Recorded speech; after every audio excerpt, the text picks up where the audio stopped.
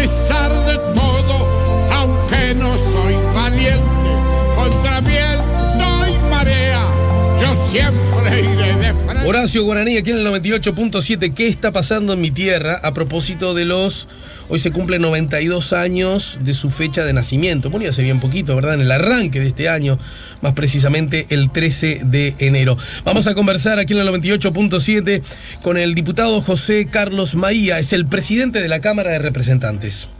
SEA Portones, 2 años de garantía y 3 controles remotos inviolables. Service los 365 días del año. SEA Portones, 2-601-2611. seaportones.com.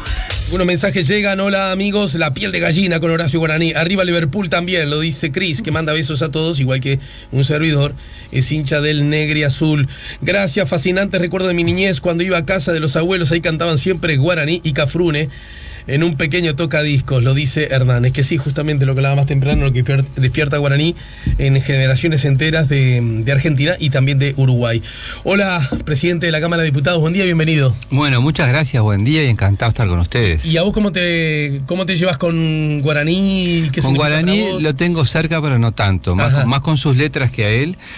A mí las cosas vinculadas al folclore, por lo menos en mi infancia, me recuerdan a haber escuchado en forma clandestina, porque los discos estaban prohibidos. Sí, claro. A Mercedes Sosa, a Cita Rosa y a los Olimareños. Ajá. Yo tenía que jugaba en esa vereda. En esa vereda. Después me sumé a los que iban cantando, a todos los que vinieron, a Larbanois, a Carrero, en fin, a todos los que vinieron después del canto popular uruguayo, sí, al grupo Pareceres, a toda aquella cantidad de gente de Rumbo, de Darnoyans. Más te digo, el primer recital que fui a ver de canto popular fue en el Club Los Titanes La Tuna, en un enero, que fue Darnoyans, él y su guitarra, a tocar, y éramos 4 gatos, ¿no? Y cuando volví a mi casa le dije, mirá, fui a ver a Darnoyans, me relajaron todo porque no le avisé a los demás. Pero yo fui, y ese fue el primer recital que fui. Era un gurí, yo nací en el 66. Sí, vos tenés 51. Tengo 50, cumplo 51 este año. Por lo tanto, el 8 de agosto, ¿no? El 8 de agosto, cuando terminé la dictadura, yo tenía 18 años. Todo esto que estoy relatando, te diría que fue niñez y adolescencia. Sí, claro. Sí, en dictadura, ¿no? Me siento muy identificado con todo eso, soy de 65, así que procesos más o menos similares vivimos todos. Tengo arriba de la mesa, José Carlos, un montón de asuntos sobre los cuales hablar a propósito de política en general, a propósito de un hombre del Frente Amplio, del partido de gobierno, de la izquierda como sos vos, pero también sos el presidente de la Cámara de Diputados, que eso ya lo conversamos alguna vez aquí, necesariamente por tarea, más también por ética política, te obliga a veces a estar atentos a otros asuntos que van más allá del interés político de tu fuerza política, ¿no? Es así. Bueno, y desde esa perspectiva, ¿cómo la venís llevando? Tengo curiosidad de saberlo. Bien. Recién arrancás de algún modo, pero viste que recién arrancás en un año, cerrás, abrís los ojos. Claro, y te pasa eso, sí. Y ya pasaron 2 meses y se te pasó. Yo, a ver, conozco en líneas generales el Parlamento por los años que llevo adentro. Entonces, sos el que más tiempo hace que estás, ¿no? Soy si no soy el que más, estoy ahí. Salvo ¿En diputados? En diputados salvo Trobo, que viene en el 90, junto a Darío Pérez, Iván Posada. En el Senado está Heber, ¿no? Heber, que está antes incluso. Sí. Y Daisy Tourné. Así de memoria somos los... El legislador con mayor trayectoria creo que es Luis Alberto Heber. Heber es del 85. O sea, de que recuperamos la democracia... Está ahí adentro. Sí, el mismo caso creo que era Baraybar, pero Baraybar entró en el 95. Ahí está, 95. Pero ya estaba de antes. El caso de Baraybar, es que era un diputado previo al golpe. Ahora sí, al golpe. Es verdad. Y bueno, entonces tenés reglas generales que ver y tenés que garantizar que todo el mundo diga lo que tiene que decir dentro de los aspectos reglamentarios. A ver, hubo 2 pruebas de 9 en esto. Una fue la comisión investigadora que se votó sobre el tema Cambio Nelson y después derivó en lo que derivó. Sí. Y la última es la interpelación. Estuvimos una sesión de 14 horas corridas, o sea, salgo unos cuartos intermedios medio chicuelos, todo el tiempo. Y bueno, y además lo increíble de todo es que esta vez los interpelantes, los dos fueron breves. Bueno, te me adelantaste a una consideración que iba a hacer. Los dos fueron breves porque el miembro interpelante hizo más bien pocas preguntas. 5. Y reconoció que el interpelado, el ministro interpelado, le respondió todas. Exacto. Y sobre eso no tenía ninguna reserva, más bien todo lo contrario, lo reconoció y lo agradeció. Pero bueno, es un tema que se sabía, despierta desde muchas perspectivas, muchas cosas, y todo el mundo quería hablar, ¿no? Sí, pero en realidad el instrumento que se utilizó no era el correcto. A ver, contame eso. Y claro, porque, a ver, la interpelación es yo te diría, el más alto instrumento, el más pesado instrumento que tiene un parlamentario hacia el Poder Ejecutivo. De ahí para arriba nada. Ahora juicio político, una cosa de esa, pero casi nada.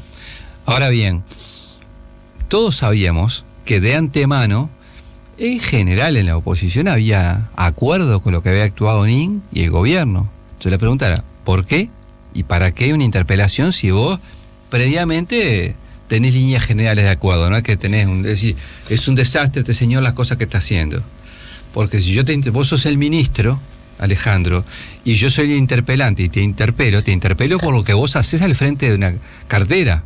Ahora, si yo estoy de acuerdo con lo que estás haciendo y te interpelo igual, quiere decir que hay otra cosa de la cual hablaba, o lo que se iba a hablar, que es un poco lo que vos sugerís. Se quería hablar más de lo que pensaba la fuerza política de gobierno. Que no piensa lo mismo, ¿verdad? Exacto. Lo que pasaba dentro del frente con respecto a Venezuela, que es lo que hacía el ministro en su cartera con respecto a Venezuela. Entonces, lo primero se debate en otros ámbitos. Es casi perfecto la forma en que planteás, perfecto me refiero a la forma que la lo planteás definición. Y cómo se puede entender. Después compartir o no es otra cosa, o aún compartir algo que se puede decir sí, y está bien que así sea. Igual hay un costado de la acción del gobierno que desde la perspectiva de la oposición no era del todo satisfactorio, y era, por ejemplo, participar de este nuevo grupo de diálogo con países, comillas, grandes, de segundo nivel o de segunda categoría, lo que de alguna manera le hace el juego al gobierno de Maduro, y a pesar de las ofensas que ese mismo gobierno le propinó al gobierno de Vázquez. Sí, pero eso fue de último momento, porque en realidad cuando se votó la interpelación, que fue como 20 días antes, no estaba ese elemento. Ni siquiera estaba, eso entonces, en realidad, eso se agarraron en su momento y él contestó ahí, incluso con el tema de los WhatsApp y la mar en coche. Sí. Uh-huh. Por eso digo, lo que se buscaba era eso, no otra cosa. Bueno, vamos a dejar en evidencia, lo digo yo, cómo estos no se ponen de acuerdo, esa y cómo opinan cosas, y eso es costo político, o por lo menos se presume que puede llegar a ser. Exacto, esa para mí fue la búsqueda y el trabajo del Frente Amplio previo para minimizar eso mismo. Que eso mismo, digamos, porque en realidad de verdad hay puntos de vista distintos, de verdad hay posiciones distintas, y de verdad es legítimo que un frente, que es por definición un frente, se pueda, hacer una variedad de todo eso, es decir, de posiciones y visiones distintas. La suma es cómo te parás después. Nosotros hemos conversado unas cuantas veces, y tú mismo has contado muchas veces en distintos medios de prensa, un asunto sobre el que insistís en forma reiterada, y es... Lo aludías de algún modo recién, vos tenés mucha trayectoria parlamentaria y por ahora sigue siendo mayor tu trayectoria parlamentaria en la oposición, ¿no? O por lo menos se acaba de empatar, ¿no? No, a ver, gané, ahora llevo 2 años de ventaja. Claro, con este gobierno. Con este gobierno. Está bien. Bueno. Apenas, ¿no? Estaba ahí, cabeza a cabeza. Y has dicho algo que, si yo no lo recuerdo mal, a ver, puede resumirse en... Bueno, mira, también nosotros de pronto hacíamos cosas que ahora que yo estoy en esta vereda hace un largo rato, puedo advertir que quizá no eran del todo convenientes, puedo advertir que quizás fueran exageradas, a lo mejor hasta pensás que señalando un objetivo en realidad tenían otro, quizás como lo que pasó recién en la interpelación. Pero también, para que veas que me acuerdo de las dos caras de la moneda que decís, bueno, esto que nos dice la oposición, de que nosotros nos ponemos de acuerdo entre nosotros y no le damos bolilla a ellos, bueno, quiero decir que nos pasó a nosotros toda la vida. Blanco y Colorado se ponían de acuerdo y no nos daban bolilla a nosotros y no nos llevaban una. ¿Estoy bien recordando lo que totalmente? Bien. En todo caso, la oposición y en este caso el miembro interpelante, porque bueno, es a quien se le ocurrió el asunto, hace lo que probablemente hubiesen hecho ustedes en una circunstancia más o menos parecida, ¿no? Es posible, pero... Digo, no da para rasgarse las vestiduras. No, por eso te digo, es posible. En realidad, por eso, yo qué sé. A ver, me parece que la diferencia, por lo menos, que capaz que era porque no podíamos, ¿no? Pero en la primera legislatura que yo estuve, éramos 31, y ponele que precisábamos 5 más para poder interpelar. Entonces casi nunca teníamos los votos para interpelar a nadie. Uh-huh. Acá ha pasado que un legislador le ha dado el voto al resto de la oposición para interpelar. Nunca nos pasó eso. Entonces el instrumento de interpelación en el periodo 95-2000 en la Cámara se utilizó en una sola oportunidad y el interpelante fue el diputado Daniel Díaz Maynar. Hubo una segunda oportunidad. Estoy haciendo de memoria, capaz que mañana un oyente me dice la tercera y la quedo. ¿Tá? Una segunda que fue un llamado a comisión general, que el que lo movilizó fui yo, y fue sobre el tema marco regulatorio energético. Pero después se terminó. En el segundo periodo, que el Frente ya tuvo 40, hubo algunas más. Y por lo tanto tenía votos suficientes. Para hacerlo por motus propio. Hubo algunas más, sinceramente no recuerdo cuántas. Ahora, el problema es que en esta oportunidad, la sensación que yo tengo es que la oposición no ha abandonado el estado espiritual de sigo con la sangre en el ojo. Es decir, de aquella fuerza política que estuvo 160 años gobernando y no acepta todavía, o todavía está procesando, aunque ha pasado bastante tiempo, el duelo de una fuerza política que es el Frente, que está gobernando y lo hace como lo hizo antes la oposición, con el legítimo derecho del voto popular. Entonces ese tipo de cuestiones se expresa políticamente en la cantidad de veces que vos tenés llamados constantes a ministro, a esto, a aquello. Pues es que la oposición, para decirlo claro, los blancos y colorados todavía no terminaron de asimilar. Sí, te anticipo, no terminaron de asimilar eso, aunque haya pasado todo este tiempo. Y creo que le pasa a muchos esto. Y es una afirmación que hago que capaz que te sorprenda, pero es casi hasta un análisis, entre comillas, voy a decirlo a lo bestia, medio hasta psicológico de lo que es la cabecita de muchos operadores políticos, de la oposición que uno ve, hasta cómo se dirigen. Es como que dice, bueno, están estos muchachos circunstancialmente acá y yo soy el verdadero dueño de la baraja. Para los blancos y los colorados, a ver, ¿son una especie de ocupas? Bueno, es un poco más lejos a lo que va mi razonamiento, pero algo de eso hay ahí. Es decir, sos el inquilino indeseable, capaz. El intruso. Llámale H. Pero tiene que ver esto... parcialmente me hace acordar un relato de Galeano cuando ingresó Emiliano Zapata y Pancho Villa al Palacio de Gobierno, y los tipos, a diferencia del Frente, que se quedó y gobernó, sintieron que le hacía mal en los pies estar en esos palacios, y se fue uno para su toldería, por decirlo de alguna manera también, y el otro para su tren, y eso produjo que el poder, es todo simbólico lo que digo, se restableciera desde el lugar donde ejercía el poder, y quienes habían hecho la revolución no la condujeran desde ahí sostenida en el tiempo. Bueno, no digo que sea esto, pero yo siento que pasa algo de eso, es decir, que todavía lo sienten como cosa propia del Estado. Este comentario que haces vos, prístino, claro, no parece coincidir con tu condición de presidente de la Cámara. Bueno, pero es lo que pienso. Vamos a la pausa y al regreso vamos a hablar de un asunto que a mí me parece interesante de abordar acerca de lo que le está pasando al Frente Amplio. El otro día vino Daniel Chasquetti, todos los jueves tengo un análisis político de distintos justamente académicos, que son todos bárbaros y todos diversos. Tengo ese honor, esa alegría de que forman parte del staff. Muy bueno eso. Sí.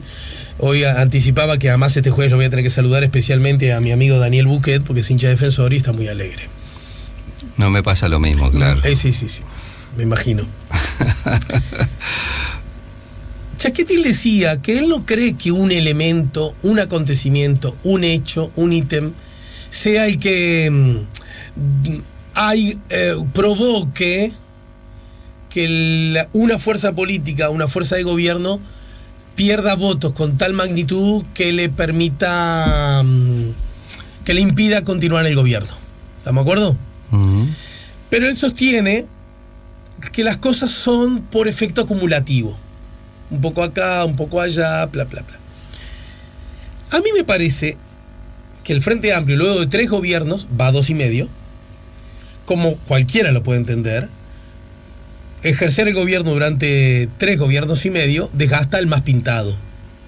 Saludo a tu compañero. Sí, que te ha peor que nosotros. ¿Verdad? Sí. En todo, claro, pues mancha. No, en nosotros no. En nosotros no es como ustedes, que ganaron. Sí, ganamos. Y le ganamos a los brasileros en mitad de la semana, que no sé. Estuvieron a punto. En todo caso, lo que quiero decirte, Maía, es lo siguiente. A ver. El Frente Amplio tiene 2 asuntos en la agenda que forman parte de la discusión que pueden afectar muy grandemente al Frente Amplio. Una como novedad y otro como reforzamiento de una histórica idea. ¿Cuál es la novedad? El tema ANCAP en general ataca al alma del Frente Amplio en el sentido: nosotros somos transparentes, prístinos y honestos. Los temas vinculados a ANCAP, lo tomo como ejemplo, ANCAP hace tambalear ese principio, ¿no? Mirá que acá hubo manejos raros. Mirá que yo no sé si alguien robó para hacerse una casa con piscina, pero a lo mejor robó para la corona. Mirá que pagaron en negro. Mirá que no tienen título, pero dicen que lo tienen. Pero ¿cómo? ¿No era que el Frente Amplio era distinto? Y después la otra, la histórica, la que el Frente Amplio no ha podido quitarse de encima. Mirá que estos del Frente, con la democracia, con la libertad, con la ley, con el derecho, con la república, sí, pero no tanto, ¿eh? ¿Y la prueba? Venezuela. Mirá vos cómo les cuesta. Mirá vos cómo les cuesta decir, che, presos políticos no, che, manifestaciones y muertos en las manifestaciones no, che, rasgos autoritarios indisimulables de un gobierno que, aunque luzca de izquierda, es autoritario y como tal debería separarme a mí y a la sensibilidad de izquierda que sufrió los embates de la dictadura como ninguna otra fuerza política. De aquí para siempre yo no tendría... le cuesta, porque en definitiva esto, viste que con la democracia... Y son 2 puntos ideales para ser atacados, los 2 se presentan en el mismo momento y están arriba de la bandeja. ¿Cómo hacen ustedes para sacarse eso de encima? Luego de la pausa. Ya volvemos con La Mañana en Camino. Y se enarbola en el llanto la muerte de la canción. Estamos poniendo La Mañana en Camino con el diputado José Carlos Maía, es el presidente de la Cámara de Diputados. Y a propósito del tema y la pregunta planteada, y entonces, Maía, ¿cómo van a hacer? Porque es verdad que por un lado, aquella imagen de la unión de los orientales honestos, incluso aquella famosa frase de Sereñi, ¿no? Sí, honestos mientras no gobiernan, porque gobiernan y ya hay denuncias de todo tipo y prácticas que son por lo menos reprochables y que en todo caso, muchas de ellas se pueden asimilar a las que ustedes históricamente criticaron cuando eran otros los que gobernaban. Eso por un lado. Y ahora, bueno, lo otro.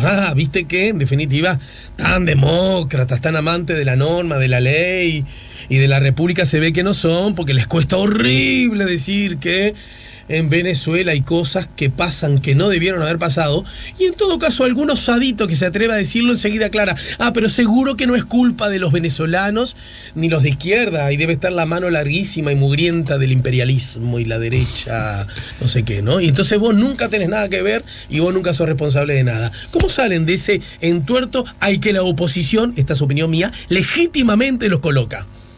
Bueno, 2 cosas, ¿no? La primera, con respecto a la relación con el uso y el abuso del poder o del gobierno, 2 comentarios. El primero, en las líneas generales, el Frente ha hecho cosas de alto contenido ético y ha generado una impronta distinta a la que gobernaban blancos y colorados en algunas cuestiones importantes. Ejemplo, para quien hoy es joven y busca trabajo, existe un portal que se llama Uruguay Concursa, con el cual se puede anotar, y el ingreso a la función pública, por más agachadas que existan, que la condición humana existe y por lo tanto puede haber, como línea general se cambió el paradigma del ingreso a la función pública, que es mediante llamados y concursos. Eso, que hoy parece bastante naturalizado, es una novedad desde gobiernos de izquierda. Segunda cuestión, en su prioridad y en la redistribución de la riqueza, también cambió los paradigmas. ¿Por qué? Porque demostró que no solo había que esperar el derrame de la economía, sino que se podía hacer gradualmente, quizás desde una concepción reformista, una redistribución de la riqueza de un orden progresista y redistributivo, valga la redundancia de palabras. Desde el punto de vista de la justicia en cuanto a los derechos humanos, y sí, capaz que no se avanzó en todo lo que se podía avanzar, pero puso en marcha el artículo 4 de la ley de caducidad y después la derogó, y por lo tanto algunos militares que violaron los derechos humanos y que antes no pisaban la puerta de un juzgado ni pasaban por la puerta, están o han estado detenidos. En cuarto lugar, podríamos hablar de, por ejemplo, todo lo referido, a algunas políticas públicas referidas.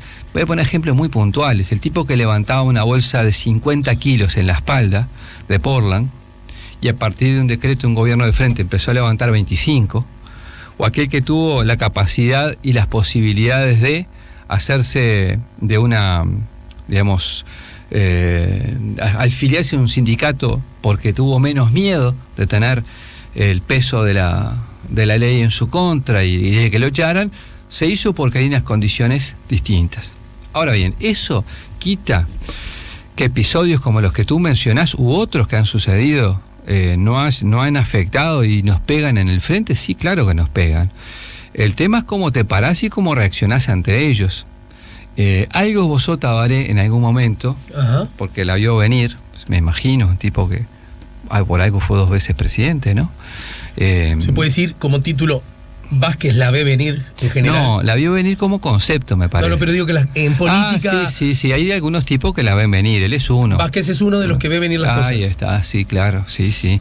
Y las de adentro, las de afuera, la ve venir en general, porque son tipos que tienen ese instinto para hacer esta actividad, que también lo precisás. Ejemplo, cuando todas las encuestadoras afirmaban, no decían que podía pasar, afirmaban que el Frente Amplio no llegaba a la mayoría parlamentaria, él obviamente tenía interés propio, pero fue y además demostró que tenía razón él con votos. Ojo, pero voy a esto de vuelta. En el caso... Yo no sería honesto en este momento si no dijera que yo esa se la noto a Vázquez, sí. Sí, claro. Y en particular su vínculo con el interior, cuando incluso muchos de su propio partido le decían, tenés que estar acá, ¿no? No, el tipo la vio. Es obvio que él vio cosas que los demás por eso digo, no veían. Entonces, pongo un ejemplo porque a los hechos de una democracia y de un político es de los más importantes. Sí. Y en este caso... ¿Qué dijo Vázquez? Pues no, lo que referíamos recién, en cuanto vamos por este camino y vamos a lograrlo. No solo lo hace un líder que está convencido. No, pero en este caso en particular, cuando ibas a citar un ejemplo. Sí, me distraje.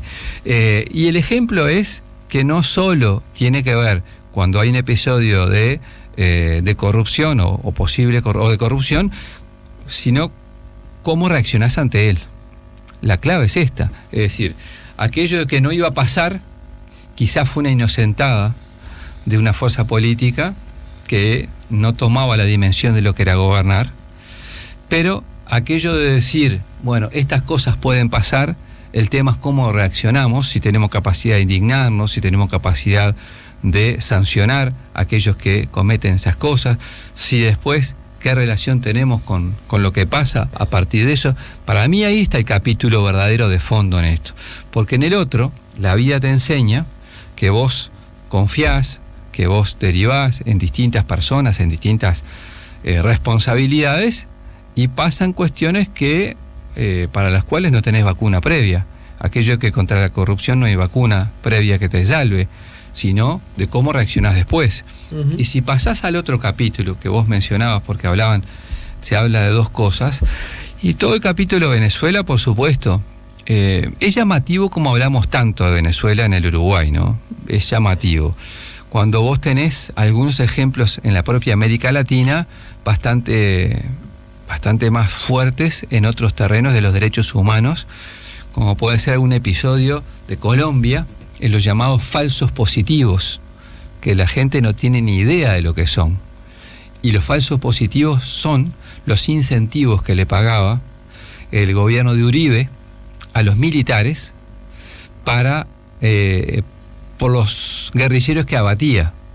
Y cuando los militares dejaron de abatir, esto es de matar, guerrilleros, empezaron a poner uniformes a los campesinos. Simples y corrientes. Y a cobrar para ganar obviamente el Estado colombiano en algunos casos actuó y la justicia en algunos casos encarceló.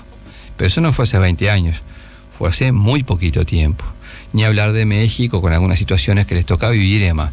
Caso de Venezuela, el tema es que el Frente Amplio, primero, algunos sectores tienen mucha sintonía con lo que era el discurso de Chávez y lo que es la revolución bolivariana. ¿Me dejas hacer un ratito, diputado? Claro. ¿Sí? Y te pido la palabra. ¿Cómo va a equiparar? ¿Cómo va a equiparar, diputado?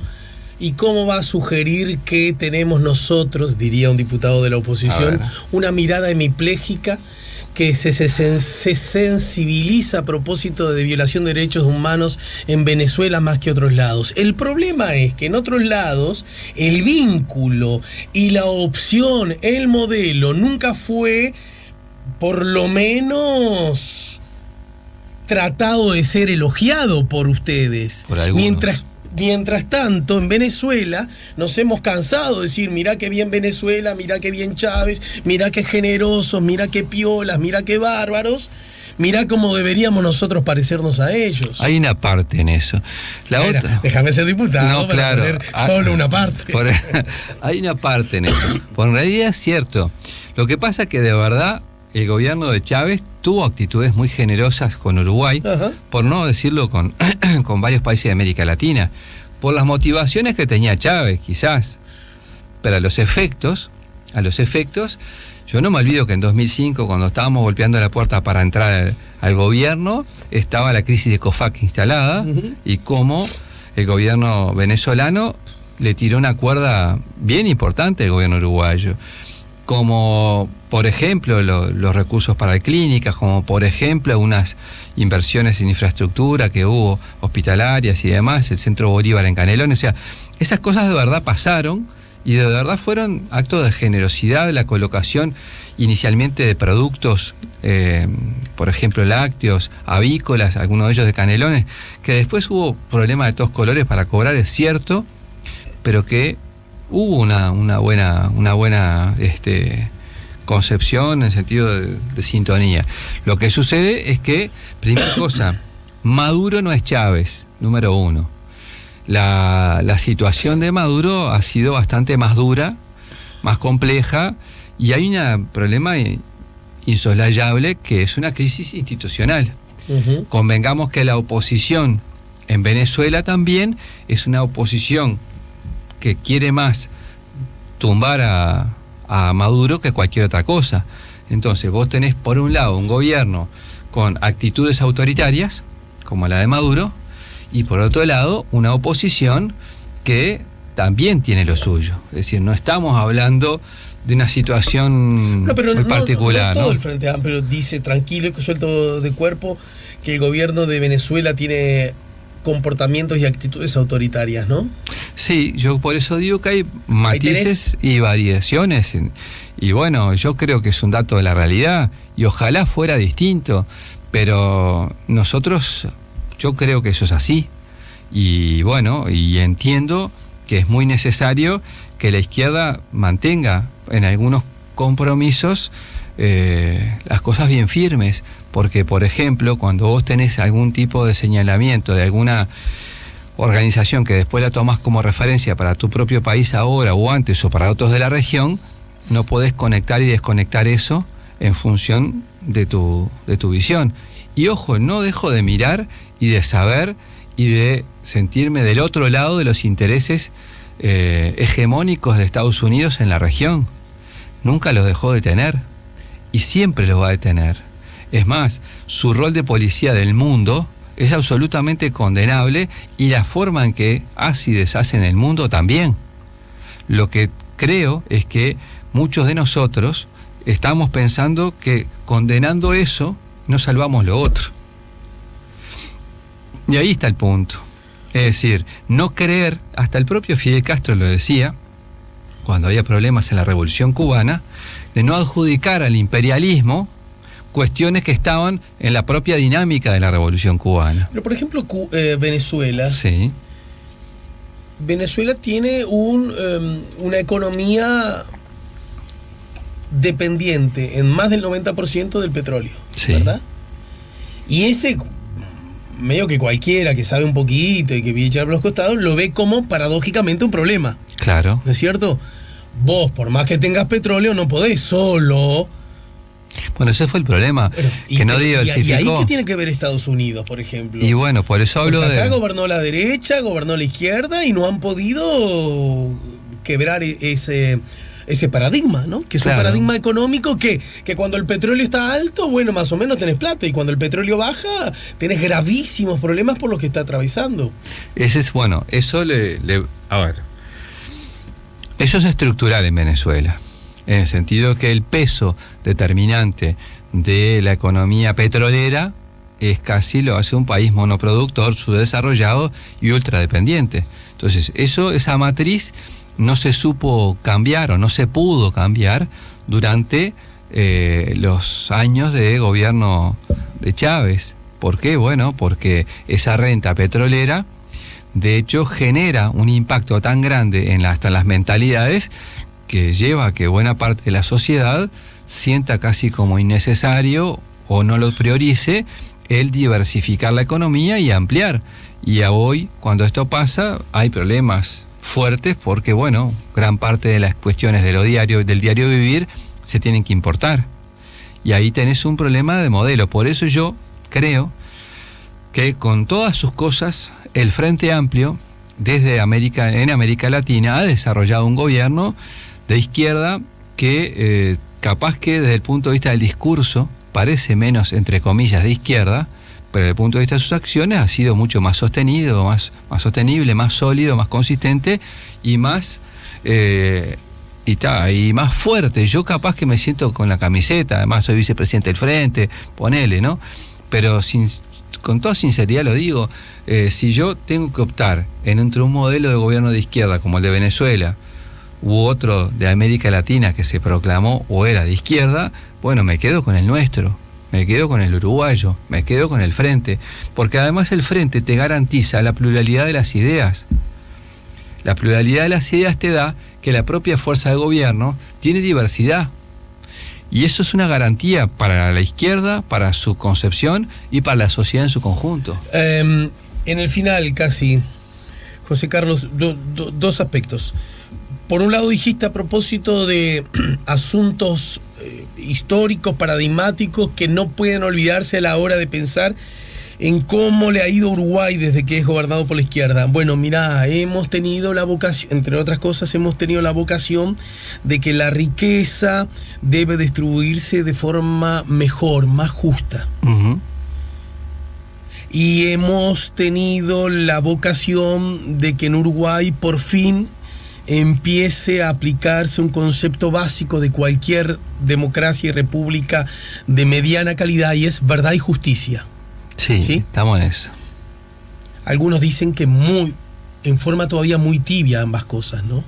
que el tema de la distribución de la riqueza, si bien han habido avances, estos son lentos, demasiado lentos, y paradójicamente ha terminado siendo el gobierno de la izquierda, esta crítica viene por izquierda, una mejor noticia para los que más tienen en realidad, que han acumulado más riqueza, que para los que menos tienen, que es verdad, han salido en líneas generales de escalones demasiado sumergidos. Ahí tenés y el tema de verdad y justicia tuvo un impulso más o menos importante en la primera administración, notoriamente frenado en la segunda, y que no ha podido dar un salto en esta tercera. Viene bien el comentario además a pocos días del emblemático 20 de mayo. Dos comentarios. El primero, con respecto a la redistribución y demás, sí, yo, lo he escuchado por el lado de la izquierda, del centro y del costado.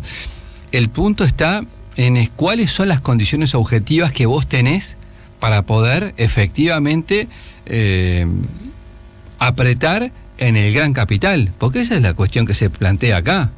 El tema es, ¿hasta cuándo yo, país de 3.300.000 habitantes, con Brasil al lado, con Argentina al lado, con las condiciones del sistema capitalista del mundo, porque estamos en un mundo unipolar, tenemos condiciones para decir, miren muchachos, ustedes vienen acá y les subimos el impuesto, esto, aquello, lo otro? Porque eso tiene una línea directa con la capacidad de generar empleo, movimiento económico y demás. Me podrás decir, claro, es un buen argumento para que tocar poco o muy poco, y capaz que el dragón se muerde de la cola. Uh-huh. Eso es posible. Uh-huh. Ahora, yo creo que deberíamos mirar con mucha frialdad cuáles son los límites y las posibilidades que tenemos si queremos ir más rápido de lo que puede la sisa del pantalón. Y esa es una cuestión que hay que analizarlo con datos reales. Es decir, ¿qué pasa? Porque muchas veces se analiza, bueno, mirá, acá pasó tal cosa y no se fueron los capitales, acá pasó tal otro y no se fueron. Bueno, lo que tenés que analizar es por qué vienen. ¿Qué problema tenés ahora concreto en esto? Y bueno, tenés UPM, el caso de UPM. Sí. Y cuando venga UPM, yo no tengo la verdad ni la más pálida idea de qué es lo que se está cocinando en el sentido bueno del término del armado, ¿eh? Uh-huh. Pero presumo que va para que captar una inversión de ese porte, se va a necesitar una concesión en el sentido de apertura del Estado para captar esa inversión que va a generar mucho empleo y que va a traer en forma colateral muchas obras de infraestructura. Y la pregunta es, ¿vos podés aplicar en los mismos términos a las pymes, a las micro y a las medianas empresas esa misma herramienta? Y analizarlo eso con honestidad. ¿Lo puedo aplicar? ¿Tengo condiciones para? ¿Qué condiciones generales me generan? ¿Es esto una cuestión de aflojamiento ideológico? ¿O es esto una cuestión real de cómo vos administrás un país en un contexto que vos no podés olvidarte que este existe? ¿Y con los derechos humanos? Y en los derechos humanos, aquí hay un dato objetivo, que lamentablemente el Uruguay tomó la decisión que tomó ya en aquel lejano año 86, y vos tenés limitaciones constitucionales y legales. Ese es un dato de la realidad. A mí no me gusta, y me sumo al reclamo. Y vi una campaña de muchas mujeres, esencialmente este fin de semana. Soy la madre de, o la hija de. Sí, yo la he visto en varones. En varones también, pero esencialmente mujeres fueron las que iniciaron la campaña. Y a vos te pega todo eso. Ahora, estamos en una situación muy compleja en esa materia, por aquello de la retroactividad de las leyes, la concepción moderna de derechos humanos. Sí, igual yo sé que lo sabes de memoria, por favor, no es irrespetuoso, pero justamente la inhibición que significa que Uruguay haya querido transitar el camino de la pacificación a través de la ley de caducidad, tema que a mí me parece que está bien que lo debatamos y lo volvamos a debatir desde una perspectiva que nos pertenece. No creo en ninguna decisión que sea un camino, el debate me refiero, saldado. No lo puede haber por naturaleza. De hecho no lo es. ¿Verdad? Pero en todo caso, esa ley ya incluía que el famoso artículo 4, en el que estaban al margen de esas ventajas los asuntos vinculados a las desapariciones, ¿no? Lo que pasa es que ahí, yo soy el número uno que quisiera, en primer lugar, que los familiares supieran el destino de sus detenidos desaparecidos. Eso es lo primero. Y lo segundo, en la misma línea, que se haga efectivamente justicia con aquellas violaciones de los derechos humanos que acontecieron durante la dictadura militar. Eso es una definición que no la cambio por nada en la vida. Lo que no me obsta decir que desde el punto de vista legal y o constitucional han habido dificultades para que esos principios que aparecieron y fueron suscritos por el Uruguay luego del 86 en cuanto a la imprescriptibilidad de los delitos de lesa humanidad, ese principio se pueda hoy interpretar por la jurisprudencia vigente con la amplitud y la profundidad que uno quisiera, para que efectivamente quienes hicieron cosas aberrantes paguen por ello en la justicia y con la sociedad. 13 años después de gobierno Frente Amplista, y aún teniendo en cuenta esas dificultades que son objetivas, también, mira quién se lo digo, a un hombre de la política también es la que sabe sortear dificultades, ¿no es cierto? Es la política precisamente. ¿Vos creés que desde la perspectiva política el objetivo, por decirlo así, político del gobierno de la izquierda va en esa dirección y lo tiene como prioritario, o parece ser que sin abandonar esa dirección también parece ser claro que no forma parte de una prioridad? Bueno, lo que pasa es que yo siento que eso esencialmente tiene que pasar por la justicia, por el Poder Judicial.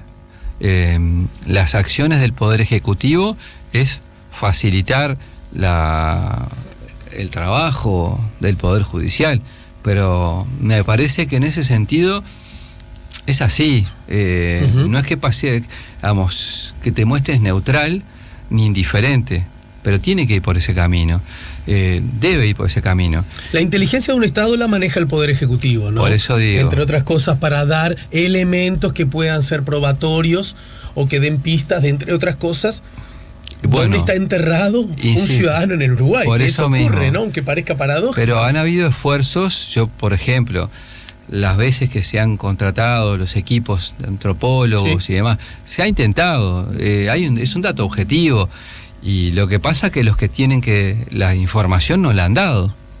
Ese es un dato de la realidad, ¿no? Vinculadas a los militares se dice, y por esa misma razón es que ahora nos quieren cambiar la caja militar. No, pero eso nada que ver. En realidad, bueno, pero lo escuchás cada media hora. ¿Qué digo cada media hora? Cada 3 minutos, ¿no? No, lo he escuchado. Revanchismo. O subyace, pero es una locura pensar eso. En realidad, no tiene nada que ver. Eso lo descarto 100%. El tema es que de fondo, vos cambiaste en el 96 la caja general para todo el mundo. Es decir, cuando se creó el sistema mixto, cambiamos todo. Yo estoy en el sistema mixto y estamos todos los que tenemos tu edad, la mía. Nuestra edad, estamos todos ahí adentro. Cambiaste la caja policial, cambiaste la caja profesional, cambiaste la de los bancarios. O sea, la que no cambiaste fue la de los militares y tiene un déficit de $470 millones este año.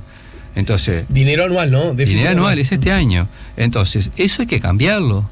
¿Por qué? Porque tiene algunas normas que no se aplican para el resto de los ciudadanos, y más allá de tener en cuenta, y hay que tenerla, la especificidad de la carrera militar, que no genera un entusiasmo masivo en la población uruguaya, a diferencia de países como Venezuela, Colombia y demás, donde la carrera militar la atrae a cierto grado importante de la población.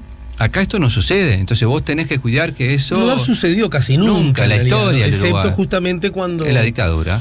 Fueron gobernantes. Entonces, tenés que tener cuidado con esa especificidad, es decir, pero no se trata de eso, acá se trata de tener un sistema que sea más sostenible y que no genere un privilegio con respecto a otras actividades que también son muy importantes para la sociedad, que no lo son menos, como pueden ser maestros, por ejemplo, como pueden ser trabajadores de la justicia de distinto nivel, en fin. ¿Policías? Policías, todos ellos. Entonces creo que quienes hacen eso, en realidad están tomando el tema muy mal, muy mal.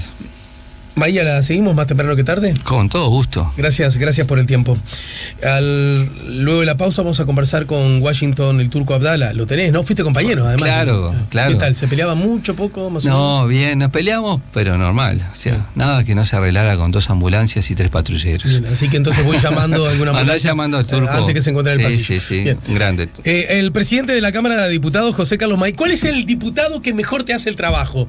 ¿El número uno? Sí, el que no te provoca dificultades en cuanto a sus intervenciones, que respeta el reglamento, que sabe escuchar los comentarios y observaciones. Mirá, a diferencia del resto de la entrevista, en esta voy a ser políticamente correcto.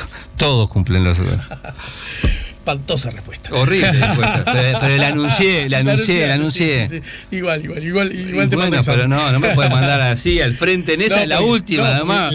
Ese era el bueno, porque después te iba a preguntar, ¿y quién es el insoportable o la insoportable que sí? Llevo 2 meses todavía, dame tiempo para verlo más. Bueno, pensalo y después me lo responde. Señores, nos vamos a la pausa, nos ayudó el presidente de la Cámara de Representantes, el diputado José Carlos Maía. SEA Portones. 2 años de garantía y 3 controles remotos inviolables. Service los 365 días del año. SEA Portones 2-601-2611. seaportones.com